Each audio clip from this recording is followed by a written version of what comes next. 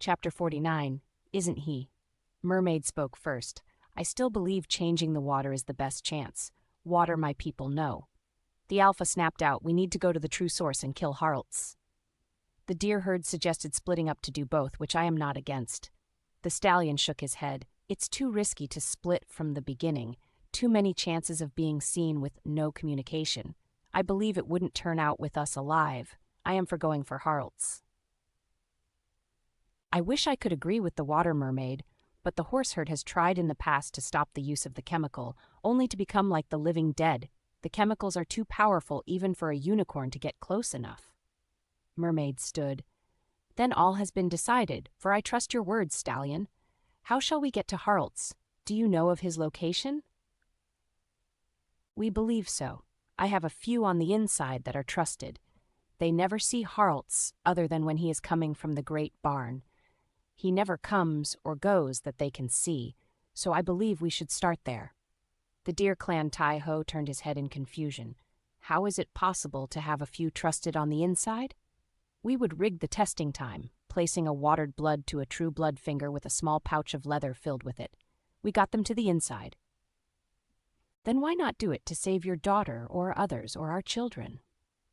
I had to be sure we were all in trust together. As for my herd, we knew with Harlts' eyes around us and a possible traitor we could no longer risk it, so we chose the ones only known as 7 and 1. Through the years they were chosen for their strengths for this very moment to stop Harlts. The alpha howled out. Then what are we waiting for? Let's go get Harlts! The stallion smiled.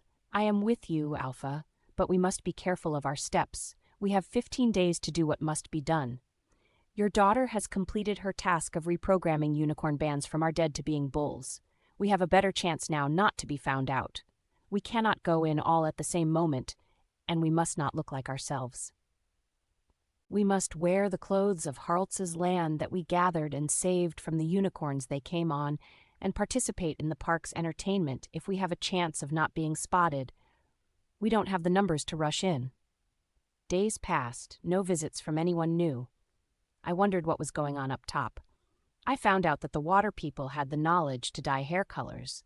The deer herd had saps and fillers to make one have a new face.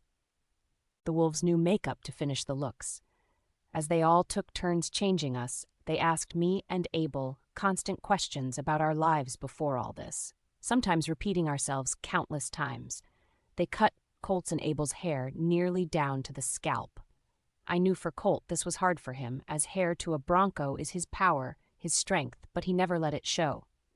The stallion had his hair cut down and sharpened. He had his beard shaved to a clean face, and when I saw him without the beard, he really looked like my father. I wouldn't have recognized him as the stallion. Our hair was dyed. They made my hair brown, which brought back many memories of my mother when I had begged to dye my hair. Makeup was put on to cover our arm year marks. That's when I met Firefly truly for the first time. I was sitting in a tall chair as she came over with pastes and makeups that smelled. She had yet to do herself, and this was just a final test of the makeup's durability. She had almost tree bark-like skin with ink-black hair. She had deep scars on her face that went this way and that like the others of her herd. Inside the scars was a glow. Hers were green, Tai-Ho's was blue, and Bambi's was a neon pink. It didn't just glow, but it actually seemed to shine. She caught me looking into her scars. You can touch them if you like. They must be new to you to see. No, it's all right.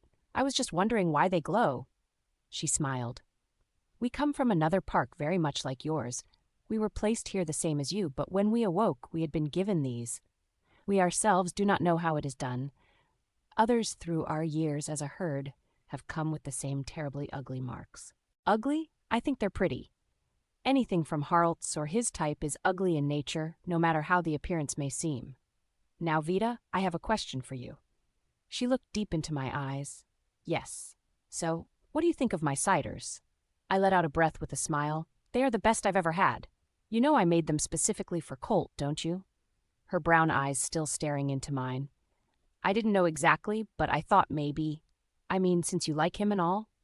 I swallowed, sucking in a breath. She laughed so hard. Me like Colt. My dear, where did you hear that? She started to whisper. I'm much, much, much older than him. He is a child to me to protect, nothing more, so don't be so nervous. Though he is quite a handsome one, isn't he?